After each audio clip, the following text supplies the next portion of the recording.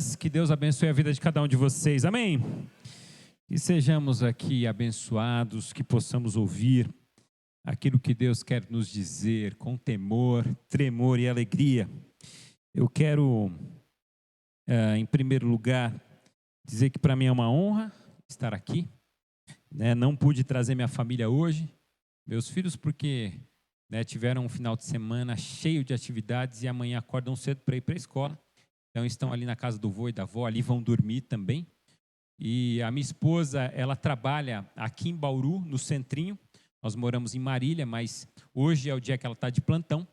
Então, eu já deixei ela aqui às 6h30 e já vim direto para cá, né? Então, ela gostaria muito de estar aqui. Ela tem boas lembranças, porque esteve comigo aqui nessa igreja, mas não foi possível dessa vez. Então, numa próxima vez eu trago, né? Vou esperar o próximo convite. Agradeço, né, o pastor Gilmar, um querido, muito admirado por mim. Agradeço ao conselho da igreja pelo convite. Sou pai de 2 filhos, o Vitor e o Felipe, os 2 são bauruenses. Um tem 13 anos e o outro tem 11 anos. Né? Estão nessa fase de colecionar a figurinha da Copa. Você deve saber o que é isso. 2 meninos cheios de saúde, boleiros, gostam de jogar bola. E eu louvo a Deus pela vida deles também, né? Crianças abençoadas por Deus. Na realidade, a gente tem ali pastores na família, né? Tem algumas pessoas ali, que talvez você conheça o pastor Flávio, que era de Pirajuí, né? Que é irmão da minha cunhada. Tem o Marcelo, que é meu irmão, tem o Rafael, que é meu cunhado. E assim Deus vai colocando gente na família que tem esse dom, porque a gente se aguenta melhor, né? Mas é um negócio maravilhoso, pessoas queridas.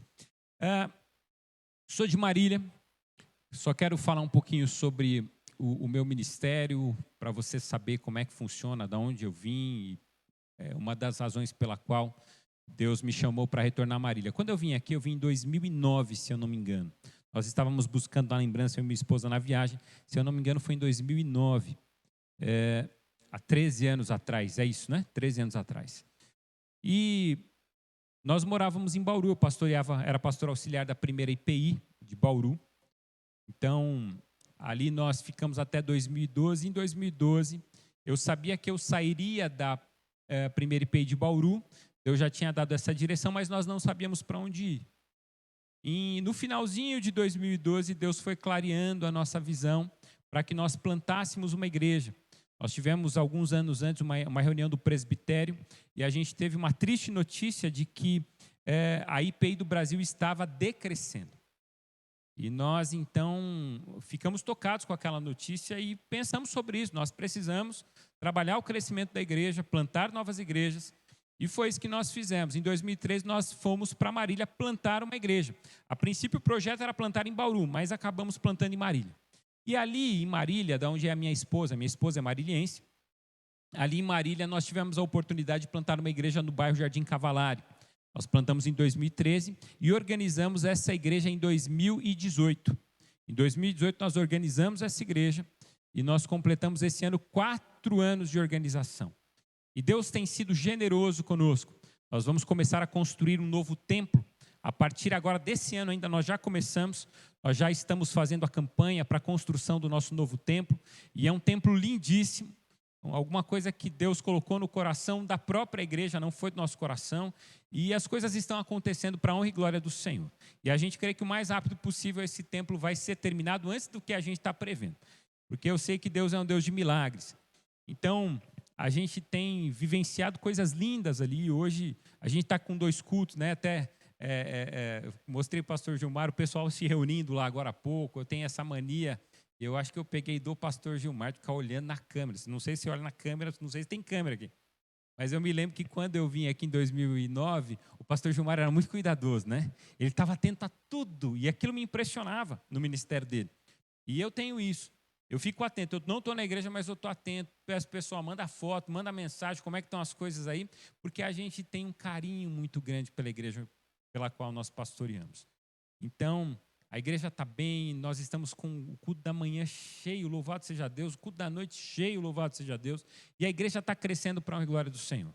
A gente tem um templo ali para 130, 140 pessoas e a gente está construindo um templo para 300 pessoas. Isso aí a gente está visualizando, sonhando, orando, projetando, e a gente sabe que debaixo dos nossos sonhos está uma visão muito maior que vem do Senhor para todos nós. E eu acho que a gente tem que sonhar. Eu acho que nós temos que sonhar como igreja. Eu acho que de tempos em tempos nós precisamos rever as nossas rotas. E é sobre isso que eu queria falar hoje com você. Porque uma igreja que completa 117 anos precisa olhar para as suas rotas. Precisa olhar, rever o seu caminhar. Precisa rever a sua história. Precisa rever tudo aquilo que Deus fez. Mas não se prender no passado, mas visualizar as coisas que Deus está prevendo para o futuro. Porque essa é uma igreja que Deus levantou há tantos anos nessa cidade. E é uma igreja que Deus levantou para que essa igreja seja relevante, para que ela seja próspera, para que ela seja significativa e para que ela invada o coração dessa cidade cada vez mais. Eu creio nisso. Eu creio nisso. E eu quero convidar você então, nesse momento, para que a gente possa refletir na palavra do Senhor, a partir do texto que se encontra em João, capítulo 21. Convido você para abrir a sua Bíblia no texto que se encontra em João, capítulo 21.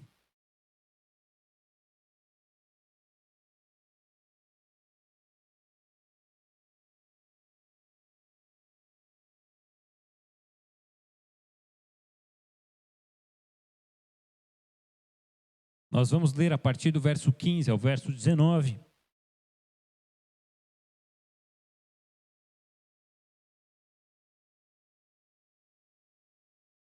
Eu quero utilizar esse texto como uma base para que nós possamos repensar os nossos caminhos.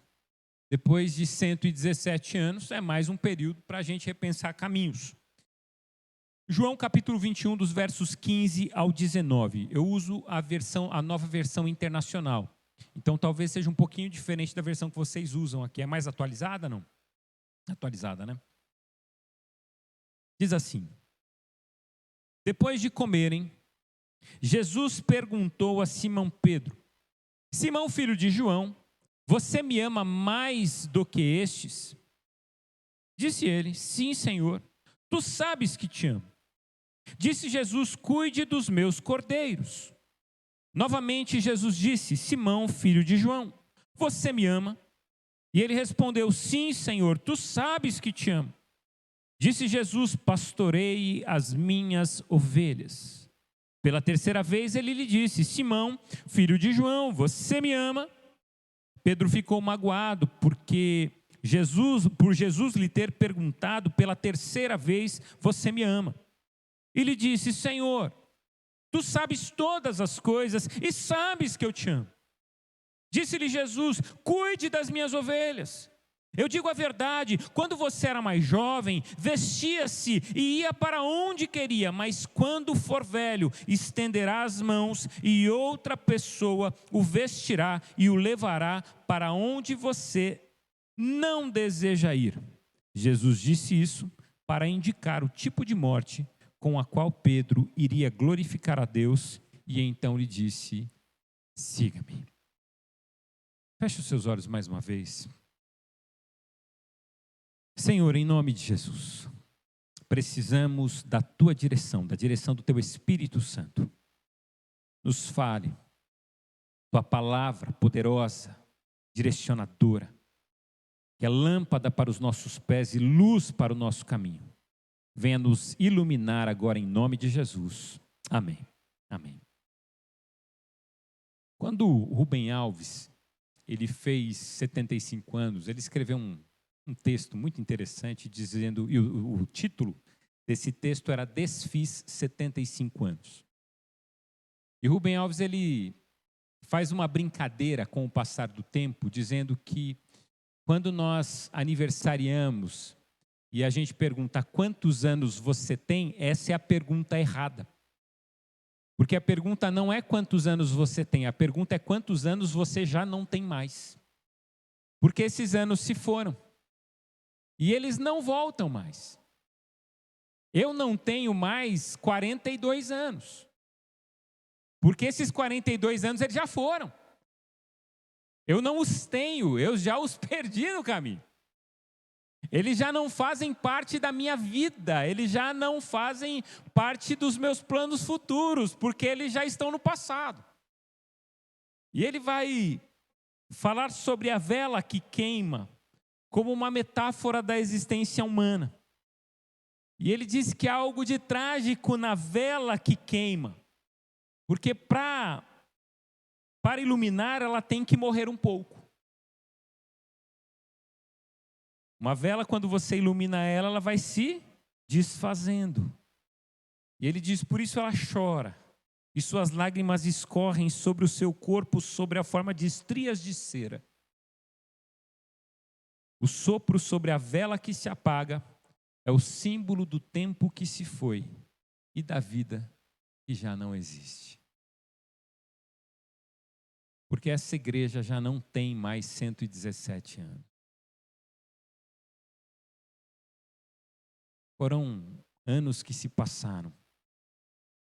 Você já não tem a idade que você diz ter, porque ela já não é mais sua. E a verdade é que todos nós sentimos que o tempo está passando. Eu sinto que o tempo passa e a gente tem essa sensação de que o tempo passa muito rápido. Os anos que se foram, eles não voltam mais. E há muitas coisas que a gente gostaria de ter feito e ainda nós não fizemos. A gente vai carregando uma sensação de que as velas estão se apagando, ano após ano das nossas vidas, e a vida vai passando e a gente vai ficando com aquela sensação de dívida. O tempo vai passando e talvez você tenha essa sensação que muitas pessoas que chegam dos 30 até os 50 anos carregam. Porque eu não sou apenas pastor, eu sou psicanalista também.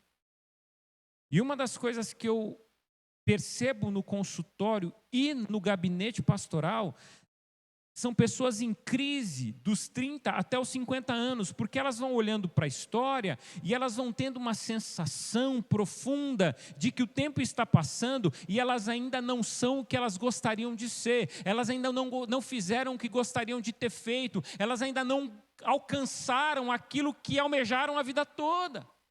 Uma sensação de dívida que invade o nosso ser. Essa sensação de que o tempo está passando e de repente eu estou perdendo ele. A vela vai se apagando e de repente eu vou assoprando a vela, ela se apaga. E toda vez que eu sopro mais uma vela, eu estou com uma sensação de que eu ainda não alcancei o que eu queria ter alcançado.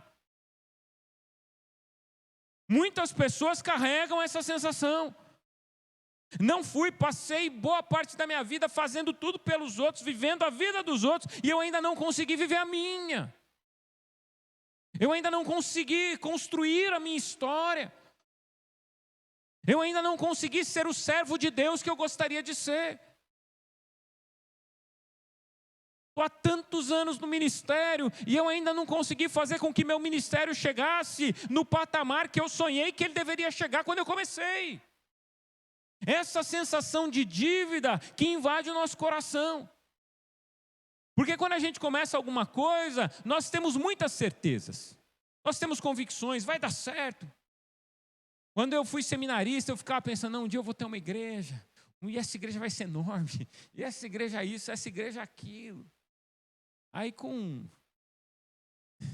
9 anos de ministério, estava eu começando uma igreja do zero. Primeiro culto, 6 pessoas.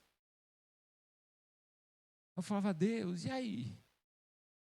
Aí tinha dias que eu ia preparava uma mensagem, orava, gastava tempo na minha semana preparando uma mensagem. Aí quando eu ia chegar lá para pregar, tinha 10 pessoas. Eu falava, Deus, não vou pregar essa não vou gastar essa agora. Vou guardar. E aí um dia Deus falou para mim isso. Ele falou assim, pregue a sua melhor mensagem para poucos. Porque se você não pregar a mensagem, a sua melhor mensagem para poucos, eu não a enviarei mais, porque você está fazendo de qualquer jeito. E uma palavra que Deus deu no meu coração também, nessa mesma época, que Ele está ministrando sobre isso, Ele está dizendo assim, baixa a bola. De certa forma é isso que Ele está dizendo. Se coloque no seu lugar.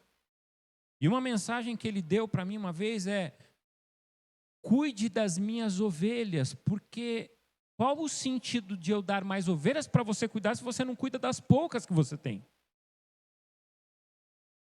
E assim a vida vai caminhando, a gente tem tantas convicções, de repente a gente se vê numa realidade que está longe das suas convicções. E eu vejo isso na vida de Pedro. Porque quando a gente olha para a história de Pedro, a gente vai ver um homem de convicções. Um homem de convicções profundas. Um homem que sabe o que ele está falando, um homem que sabe sobre tudo. Você sabe aquela pessoa que tem consciência de tudo? Eu sei o que eu estou fazendo, pode deixar que eu faço, pode deixar comigo, pode deixar que eu resolvo, pode deixar que eu tenha a resposta, pode deixar que eu faço. Tem gente que é assim. Tem gente que diz assim, não, fica tranquilo que eu estou com você, a gente vai junto, a gente vai caminhando, você vai olhando para trás, a pessoa está caminhando com você.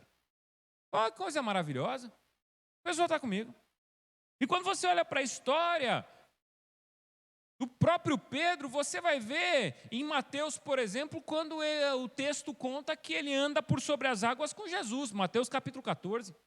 Os discípulos estão no barco e aí de repente eles veem um vulto, ficam temerosos, aí eles perguntam, aí Jesus fala, não, calma, calma, sou eu, Jesus. Aí Pedro fala, se tu és Jesus, manda eu ir ter contigo. Jesus fala, então vem. E ele desce e começa a andar sobre as águas. Daqui a pouco ele tem ali um rompante, olha para as águas agitadas, ele começa a afundar. Mas assim, aí a gente fala assim, não, é um incrédulo. É incrédulo nada, ele desceu do barco e os outros que não desceram? O restante ficou tudo lá. Mas ele era ousado, desceu do barco. Pedro ele tem algumas histórias muito interessantes. Ele vai confessar diante de todos que ele continuava. Quando Jesus fala assim, ó, quem não quiser me seguir, vai embora. Eu não tem problema, pode cada um para a tua casa, não precisa ninguém ficar aqui. Não, eu vou te seguir até o fim. Para onde iremos nós? Só tu tens as palavras de vida eterna. João capítulo 6.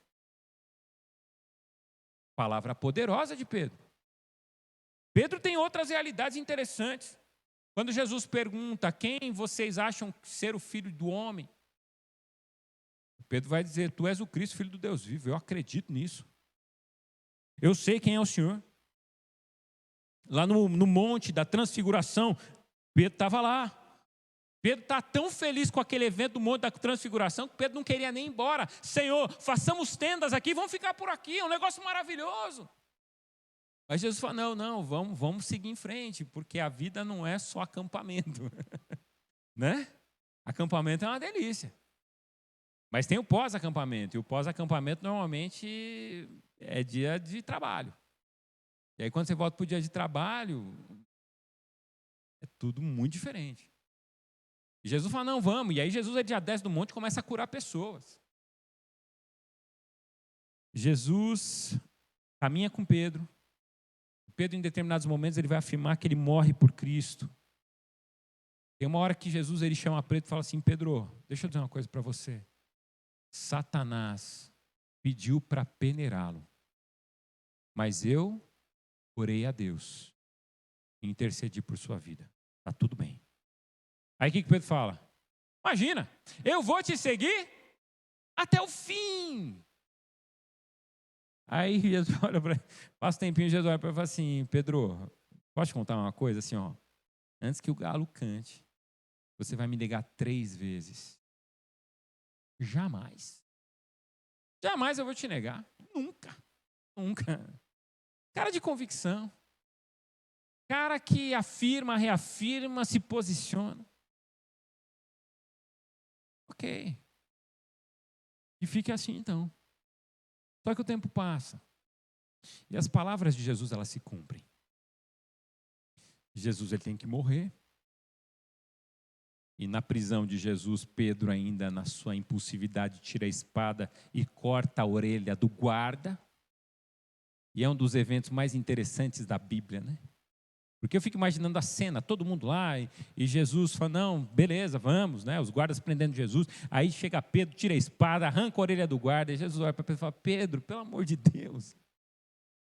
Você não entendeu? Porque assim, Pedro, ele tem um probleminha, que talvez os professores vão dizer assim, é um problema cognitivo, né? Ele não entende, ele não entende. Porque assim, Jesus fala assim, ó, eu tenho que morrer. Pedro não consegue entender. Pedro fala assim, eu tenho que morrer. Não, vai morrer nada. Ó, pessoal, eu tenho que ir para Jerusalém, porque lá em Jerusalém eu vou ser entregue, lá eu vou morrer. Lá... Ah, para com isso. Tanto que na hora que vão prender, ele tira a espada e ele não entendeu ainda que Jesus precisava morrer. Tanto que Jesus, quando fala que precisava morrer, ele fala assim, jamais, eu não vou deixar. Jesus fala para ele assim, aparta-te de mim, Satanás.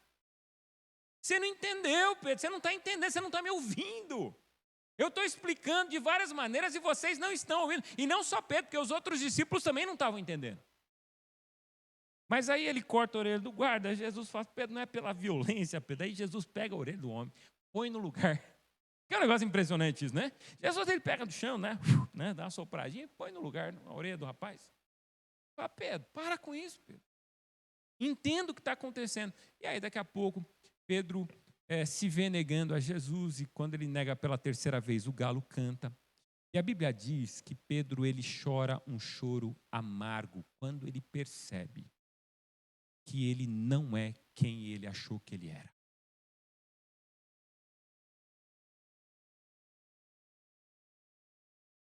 A gente faz muito disso.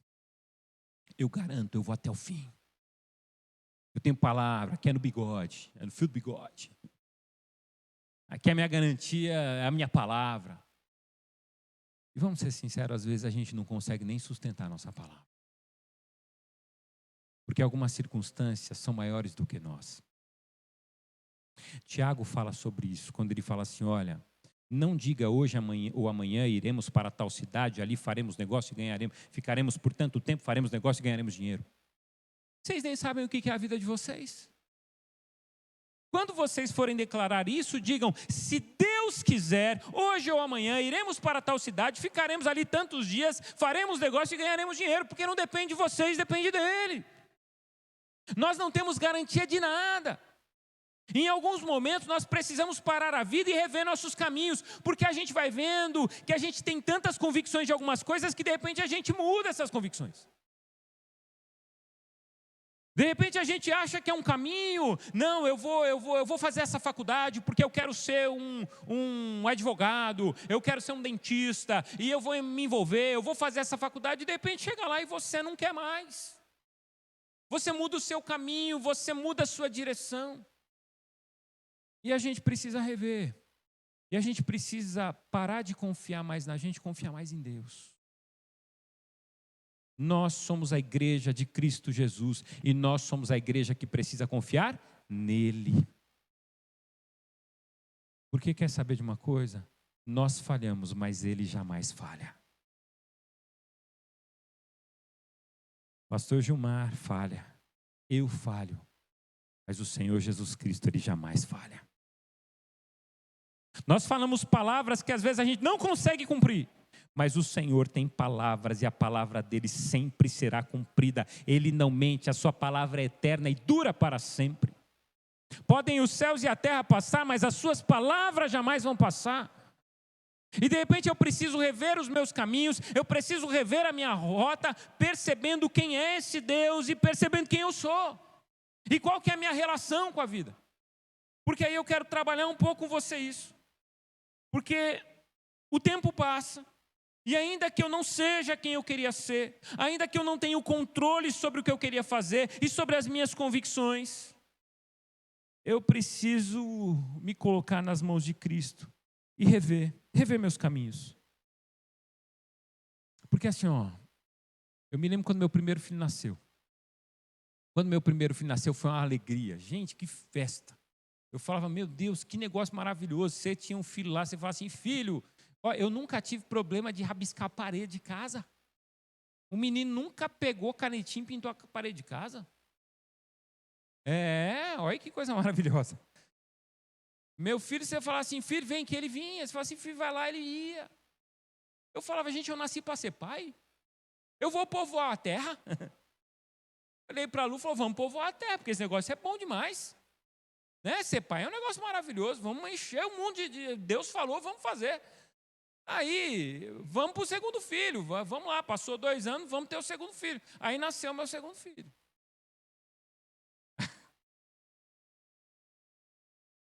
Aí eu olhava e falava assim, o que aconteceu, né? Aconteceu alguma coisa aqui. Porque assim, O segundo era outro tipo de criança. Um dia ele está com a canetinha para trás, aqui eu falei, quem pintou a parede? Ele falou, não sei, pai. Eu falei, o que você tem aí na mão? Ele falou, não, estava aqui. Eu falei, meu. E negou, na cara dura. Aí eu olhei para a Lu e falei, Lu, eu estou achando que o multiplicar pode ser assim, só repor. Vai 2, entra 2. Né? Porque assim, esse negócio de povoar o mundo fica por aqui. Porque aquele que era até obediente, de repente não estava mais tão obediente assim, mudou todo mundo. Tinha um filho em casa, era um negócio, de repente uma multidão em casa, ninguém obedecia, era um negócio maluco. E eu falava, Jesus amado. Tivemos que tirar o armário do armário o chinelo, né? Varinha da correção, né? Tivemos que fazer alguma coisa diferente lá, porque de repente mudou tudo. E mudam as nossas convicções. E a gente precisa refazer o caminho. E Jesus, ele se encontra com Pedro. Porque Pedro, de repente, ele olha para aquele momento da sua vida e ele tinha desanimado. Ele já tinha percebido que ele não era quem ele gostaria de ser e não tinha chegado onde ele gostaria de chegar. E Jesus vai fazer uma caminhada.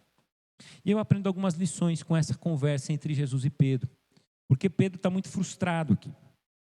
Jesus, ele se depara com um homem frágil, desmotivado, ferido, que está numa caminhada perdida, sem rumo, sem direção. E aí eu começo a perceber que a gente precisa rever os caminhos. E a primeira reflexão que eu quero fazer é que rever os caminhos é necessário quando o passado se torna o meu foco. Perceba que Pedro ficou tão angustiado, e a gente faz muito disso quando a gente entra numa situação difícil, quando a gente percebe que a gente não é quem a gente gostaria, que as nossas convicções não são tão firmes assim como a gente gostaria que fosse. Uma das coisas que a gente tem a tendência de fazer é voltar ao passado. A gente tem a tendência de voltar ao passado. Porque a gente se sente fragilizado e o passado talvez traga segurança. Porque quando Jesus encontra Pedro, o que Pedro estava fazendo? Pescando. E o que era a pescaria para Pedro? Era o passado dele. Jesus tinha tirado ele da pesca. Jesus falou assim para ele, deixa isso aí, eu vou fazer de vocês agora pescadores de homens, venham. E Pedro começa a ter experiências lindas que ele nunca teve nesse mundo da pesca. Aliás, a única experiência linda, ou ele teve mais, mas uma das experiências lindas que ele teve no mundo da pesca foi com o próprio Cristo. Quando houve a pesca maravilhosa. Mas quando ele percebe o tamanho da sua frustração, o que acontece? Ele volta para o passado. Ele volta para a pescaria, ele volta para onde não era para ele ter voltado, ele volta para alguma coisa que é terrível. E a gente tem pessoas que vivem voltando para o passado. Aliás, tem pessoas que estão aqui no presente, mas a mente está no passado. E você conhece esse tipo de pessoa? São os nostálgicos ou os melancólicos. Conhece gente nostálgica e melancólica? O que é nostalgia? É quando nós encontramos o tempo todo... Desculpa, o nostálgico é aquele que tem saudade do que já foi. Ele tem uma saudade do que já foi. O nostálgico, você conhece o nostálgico pela primeira frase dele, que ele vai dizer assim, na minha época. O nostálgico é maravilhoso, né? Ele fala assim, na minha época. Aí você fala assim, que época que é essa? É como assim, na época que eu vivia. Ele tá se referindo a uma época que para ele foi gloriosa e essa época não existe mais. Mas todas as vezes que ele fala assim, na minha época, porque lá quando as coisas aconteciam na minha vida, porque naquele momento da minha história, que era um momento maravilhoso. É quando eu era alguma coisa. Essa pessoa ela carrega uma sensação de que a vida foi perdida no passado e não há mais chance de repetir isso tudo. A nostalgia... O presente e o futuro, eles sempre serão tristes diante de um passado glorioso. O passado foi bom. E lá no passado eu tinha uma empresa. Nossa, aquela empresa lá, eu ganhava dinheiro, hein? Ganhava dinheiro. Comprava. No passado eu comprava, tinha uma casa na praia, tinha um terreno ali, não sei aonde, terreno em condomínio, porque lá no passado as coisas aconteciam. Porque lá no passado eu trabalhava, ganhava bem. Porque lá no passado eu tinha uma família e a família acontecia isso. Porque lá no passado, tudo bem, o passado já foi. Não dá para ficar lá. Eu entendo que a gente tem boas lembranças do passado. E que bom que a gente tem boas lembranças do passado. Mas o problema é quando a gente fica lá. O problema é quando uma igreja ela olha e fala assim, nós temos 117 anos de história, mas o auge foi lá no passado. Não, o auge que Deus tem para essa igreja é hoje. O que Deus quer realizar, as coisas que o olho não viu, o ouvido não ouviu e nem chegou no coração humano, são as coisas que Deus quer reservar hoje para essa igreja, revelar hoje para essa igreja e executar hoje com essa igreja. Amém, igreja? Creia nisso. Creia nisso. Não está no passado. O passado talvez seja uma impressão de algo que nem foi assim como você imagina. Sabe quando você fala assim, mãe, você lembra daquela época que a mãe fala assim, imagina, não foi isso não. É uma fantasia toda do que é uma realidade. Mas além dos nostálgicos, nós temos os melancólicos. E quem que é o melancólico? Melancólico é aquele que tem saudade de um passado que nunca existiu. O melancólico ele é um barato, porque ele crê que tudo poderia ter sido diferente se ele fizesse outras escolhas, se ele escolhesse outros caminhos. E você reconhece um melancólico quando ele diz, ai, se eu tivesse, ai, se eu tivesse escolhido outro homem para casar, e não esse traste que está comigo. Não, não faça isso. Não, ele fala assim, se eu tivesse, se eu pudesse. Se eu tivesse ouvido minha mãe lá no passado. Se eu tivesse feito diferente. Se eu tivesse feito uma faculdade. Se eu tivesse seguido um caminho diferente. Se eu tivesse ido embora naquela época. Se eu tivesse mudado de cidade. Se eu tivesse. Você não fez, agora aceita o que é a sua vida e faz ela valer a pena. Não dá para ficar toda hora pensando, não, mas eu vou voltar a pescar, porque se eu tivesse permanecido lá na pesca, talvez eu não teria frustrações, decepções, as coisas seriam diferentes, talvez se eu ficasse lá, para com isso. Você percebe que tanto o nostálgico como o melancólico, eles estabelecem o passado como alvo. Eles estão presos numa história que ou aconteceu ou que não aconteceu, mas está lá. Não faz diferença, porque o tempo passou e a história está lá atrás e você tem toda uma vida pela frente. E quando a gente olha para a vida de Pedro, ele volta para o passado, ele tem um apego tão grande ao passado que ele volta a fazer aquilo que Jesus disse que não era mais para ele fazer.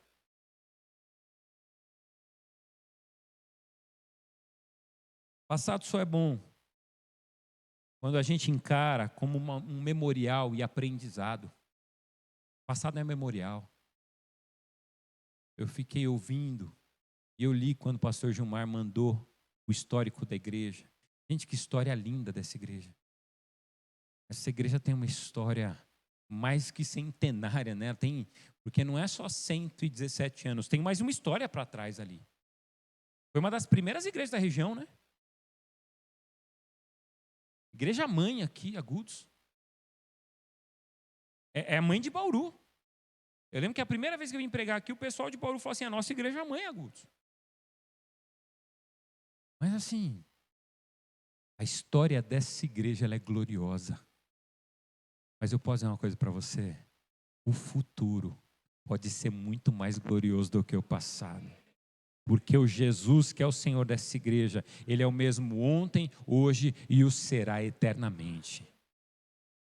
A gente crê nisso. Passado é memorial, eu lembro do passado com alegria, e aí eu tomo nesse passado maravilhoso coragem para estimular um futuro muito melhor. Foi Sêneca que escreveu, não temos exatamente uma vida curta, mas desperdiçamos uma grande parte dela. Como? Olhando para o passado. A gente desperdiça a vida, a gente vai carregando essa sensação, poxa vida, eu devia ter investido mais, eu devia ter feito mais, eu devia ter construído mais. Ok, não fez, mas o que você vai fazer a partir de agora? E esse é o desafio de Jesus para Pedro. Pedro busca o passado como solução, ele volta a pescar, ele retrocede, ele se alimenta das frustrações, das decepções que ele mesmo causou para si. E tem muito cristão vivendo no passado e precisa hoje se libertar do passado. Porque passado pode ser uma prisão terrível, precisa ser restaurado, e o chamado de Cristo é para que a gente viva o presente com gratidão pelo passado e a esperança de um futuro na sua presença. Mais uma segunda reflexão que eu quero fazer com você aqui, é que precisamos rever os caminhos, e rever os caminhos é necessário quando as perguntas do presente, ao invés de encontrar respostas ousadas, encontram corações feridos. Porque Jesus ele vai fazer perguntas. Pedro, tu me amas? E a resposta é muito simples. Pô, tu sabes que eu te amo, Senhor. Mas é uma resposta sem convicção. Jesus ele reencontra Pedro e ele vê um outro Pedro. Ele vê um homem ferido, sem convicções. E ele não tem nem condições de falar com a força que ele sempre falou, eu te amo. E a resposta dele, Senhor, tu sabes que eu te amo. O Senhor sabe. E aí Jesus pergunta de novo. Aí Pedro fala assim, Senhor, tu sabes. Aí quando Jesus pergunta a terceira vez, a Bíblia diz que Pedro se entristece. Porque nunca foi preciso perguntar 3 vezes alguma coisa para Pedro. Aliás, quando nem perguntava, ele vinha. Né? Você olha para a Bíblia assim, nem perguntou, já, não, pode deixar que a gente vai lá. Senhor, ora lá para que mande fogo dos céus e destrua aquela terra. Pedro tinha umas coisas assim. Gente, quem dizem ser o filho do homem? Tu és o Cristo, o filho de Deus. Ele vinha, ele respondia. Agora, Pedro, é aquela pessoa que responde sem convicção?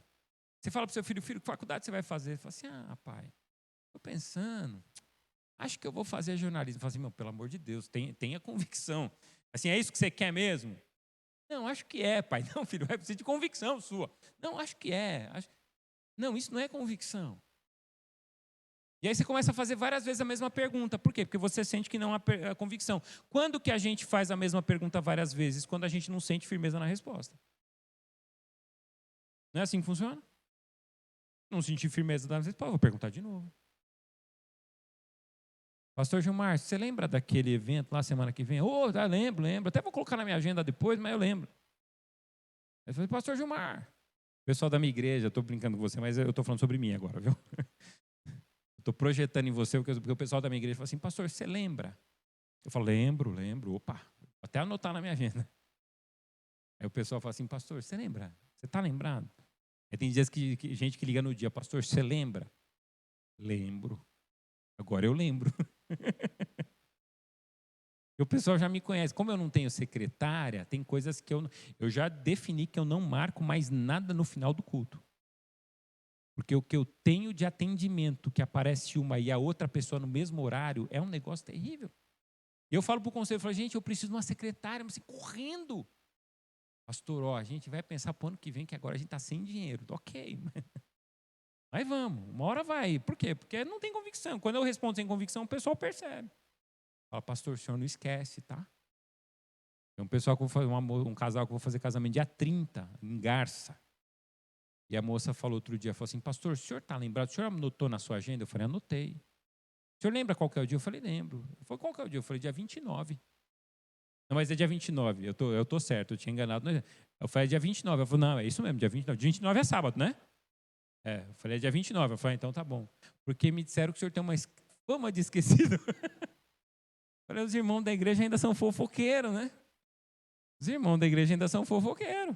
Ao invés de levantar a bola do pastor, põe lá embaixo, pô.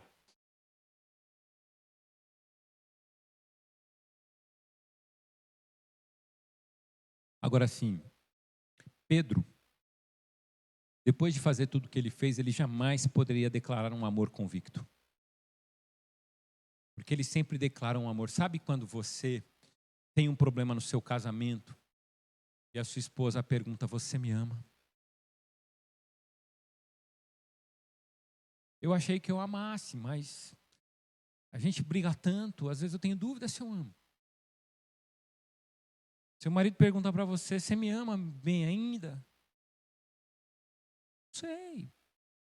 Porque assim, a nossa relação está tão distante, a gente não consegue ter uma conversa decente. Tudo vira briga, tudo vira confusão. Não sei se a gente se ama.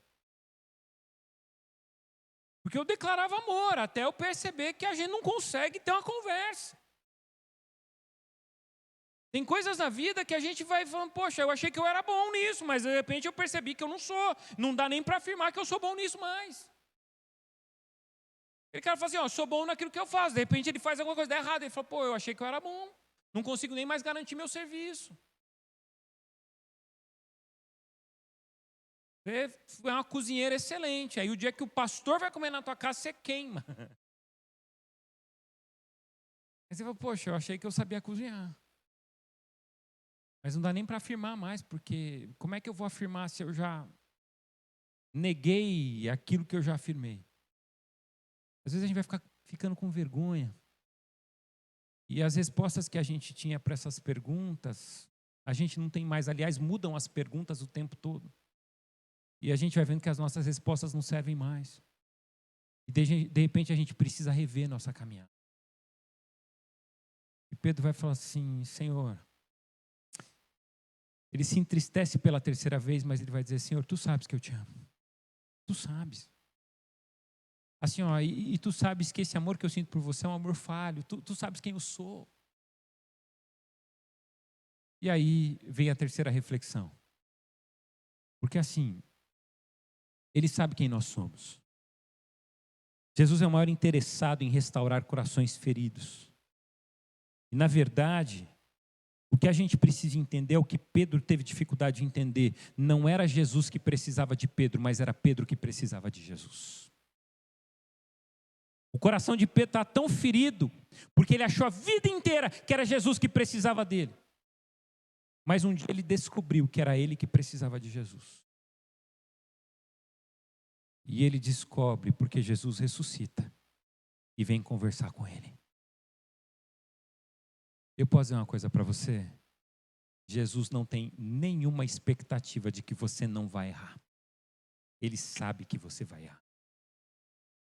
Tempos atrás, um irmão da igreja me procurou terrivelmente angustiado. Pastor, eu cometi um erro. Eu prometi para Deus que eu não ia mais errar. Eu prometi para Deus que eu não ia mais cair nessa tentação. E eu cometi de novo. E eu fiquei olhando para ele. Aí, quando ele terminou de expor a sua angústia, eu falei assim, olha, você tem certeza e você tinha tanta convicção que Jesus, ele acreditou nisso? Porque assim, ó, você pode garantir tudo.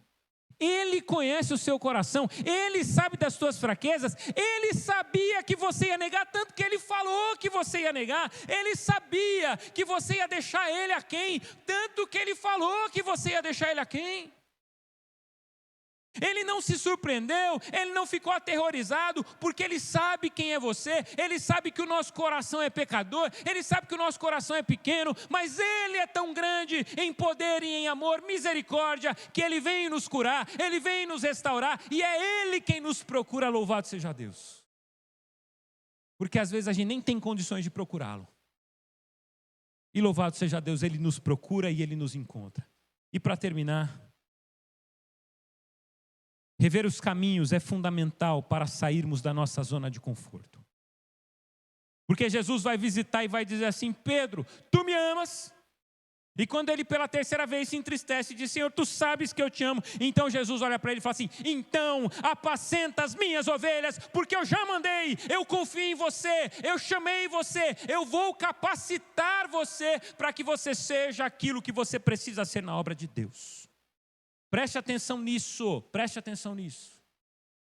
Então apacente as minhas ovelhas, para de pescar, para de procurar o passado, para de viver coisa que não é mais para viver e vai apacentar as minhas ovelhas, vai cuidar do rebanho, vai procurar aquelas ovelhas perdidas, vai ser um instrumento divino e poderoso na vida deles, vai servir a Deus, vai exercer seu ministério, vai exercer, ouve seu chamado, retoma o seu chamado, retoma a sua caminhada, faz aquilo que Deus está mandando você fazer, aquilo que Deus colocou no seu coração, aquela chama se apagou, reacende em nome de Jesus, porque aquilo que Ele mandou você fazer é para se cumprir em nome dEle.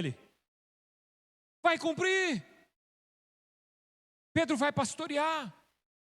Ah não, mas eu pequei, eu já fiz coisa errada. Deus sabe do seu coração, Ele sabe. E é por isso que a Bíblia vai dizer, olha, se confessarmos os nossos pecados, Ele é fiel e justo para nos perdoar os pecados e nos purificar de toda injustiça. Filhinhos, escrevo essas coisas para que não pequeis. Mas caso vocês venham a pecar, nós temos um justo advogado junto ao Pai, Jesus Cristo. Não há mais condenação para aqueles que estão em Cristo Jesus. Aqueles que são chamados segundo o seu propósito. E de repente a gente olha para a vida e a gente se coloca diante de Deus e fala assim, Senhor, eis-me aqui, eu quero novamente te seguir. E quando Jesus visita Pedro, um novo Pedro se apresenta. E quando Deus nos lembra que nós fomos chamados para servi-lo, Ele está falando com você. É com você. Pastor, mas eu já desfiz tantos anos na minha vida que eu acho que eu estou mais para o final do que para o meio. Já passei do meio, né? E tem gente que tem a sensação, bom, já vivi mais da metade. Se você aí está pensando em viver 100 anos e tem 51, você já passou da metade. Então, assim, a pergunta é, como eu posso ser um instrumento poderoso nas mãos desse Deus hoje? Eu tenho uma nova geração para ensinar. E vocês que são da nova geração, como que eu posso ser um instrumento de Deus hoje? Pregando o Evangelho, vivendo o Evangelho, declarando o Evangelho, abrindo as portas dessa igreja para a gente entrar cada vez mais. A gente está vivendo uma experiência linda. Hoje de manhã nós tivemos 10 visitantes.